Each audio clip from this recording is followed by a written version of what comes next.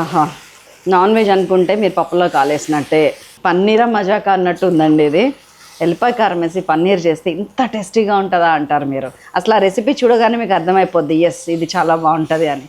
చూడండి మా రెసిపీ. ఒక పాన్లో బటర్ వేసి లైట్గా పసుపు వేసి పన్నీర్ ఒక 200 గ్రామ్స్ వేసి బాగా ఫ్రై చేశాను. దింపే ముందు కొంచెం క్యాష్యూస్ ఫ్రై చేసి, గ్రీన్ చిల్లీస్, వెల్లుల్లి, కొంచెం ఉప్పు కూడా స్ప్రింకిల్ చేసి, కరివేపాకు వేసి ఆ మొత్తాన్ని తీసి పక్కకు పెట్టుకున్నాను. మళ్ళీ కొంచెం ఆయిల్ వేసుకున్నానా, అందులో కొద్దిగా జీలకర్ర, కరివేపాకు, తురిమిన ఆనియన్, టొమాటో అన్నీ వేసి బాగా ఫ్రై చేశాను. ఒక మిక్సీ జార్లోకి కొద్దిగా ఉప్పు, వెల్లుల్లి, ధనియాల పొడి, కారము, జీలకర్ర, మన ఈ టమాటా కర్రీలోనేమో పసుపు, ఉప్పు, అల్లం వెల్లుల్లి పేస్ట్ వేసి కొంచెం కదిపిన తర్వాత మనం గ్రైండ్ చేసుకున్న పేస్ట్ కూడా వేసేసి ఒక 50 ml వాటర్ వేసుకొని బాగా కలిపి కొత్తిమీర కూడా యాడ్ చేసిన తర్వాత ఒకసారి ఉప్పు సరి చూసుకొని మనం ఫ్రై చేసి పెట్టుకున్నాం కదా పన్నీర్ ఎక్సెట్రా, అవన్నీ వేసేసి మళ్ళీ ఒక 2 నిమిషాలు డీప్ ఫ్రై చేస్తే ఇదిగోండి ఇక్కడ ప్రత్యక్షం.